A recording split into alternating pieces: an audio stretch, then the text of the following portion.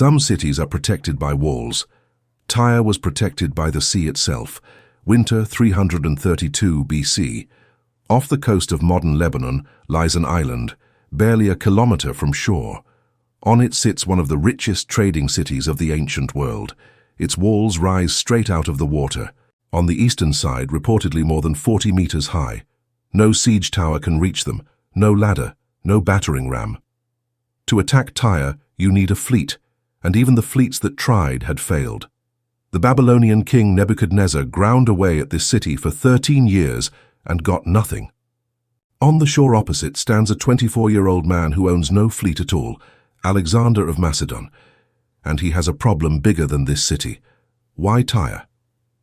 A year earlier, at Issus, Alexander had crushed the army of the Persian king Darius. The obvious next move was to chase him east, into the heart of the empire. Instead, Alexander turned south down the Phoenician coast, because Persia was far from beaten on the water.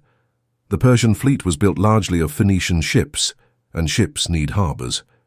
As long as the coastal cities stayed in Persian hands, that fleet could cut Alexander's supply lines, stir up revolts in Greece.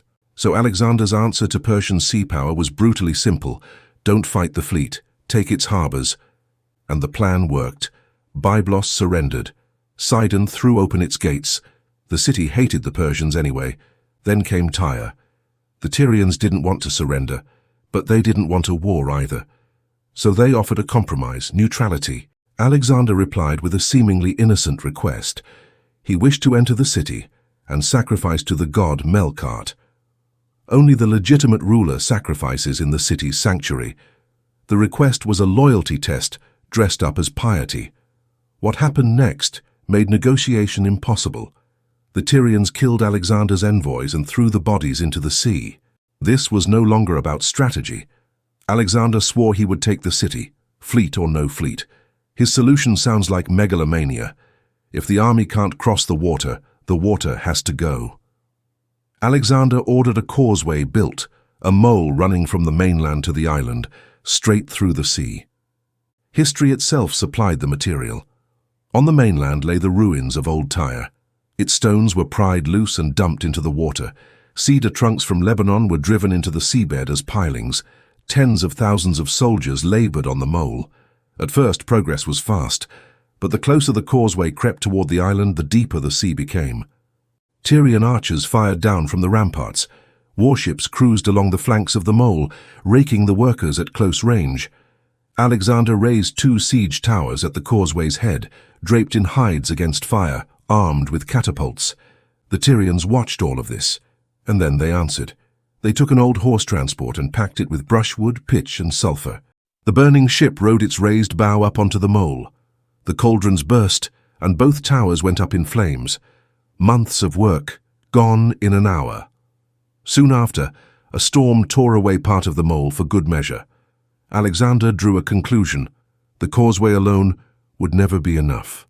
Without control of the sea, this city would never fall. And now the harbor strategy paid off. The Phoenician cities that had surrendered defected from the Persian fleet with 80 ships. Then the kings of Cyprus switched sides, bringing 120 more.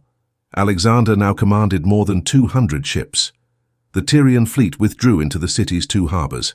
Alexander blockaded both. The island was finally cut off. The causeway was rebuilt, wider, heavier, but the real innovation floated. Alexander mounted battering rams and catapults on ships. The defenders fought back. They dumped boulders into the water and poured red-hot sand onto attackers, sand that worked under armor. In July, after roughly 7 months, a stretch of the southern wall gave way. The first assault failed. 2 days later came the second. Alexander crossed with his hypaspists. The fight in the breach was cramped, deafening, merciless. But the Macedonians took the rampart. Simultaneously, the Phoenician and Cypriot squadrons smashed into the harbors. The city was flooded from 3 directions at once. What followed was no longer a battle but a reckoning. 7 months of fury poured into the streets. In the temple of Melkart, Alexander finally made the sacrifice the entire war had started over. Strategically, the result was total. Persian sea power ceased to exist. When Alexander turned east again in 331, his back was safe. Over the centuries, The causeway became a peninsula. Walk through Lebanese Tyre today and you're walking on land created by this siege. But Darius was still alive, gathering the largest army the empire had ever fielded. The decision would come at Gaugamela.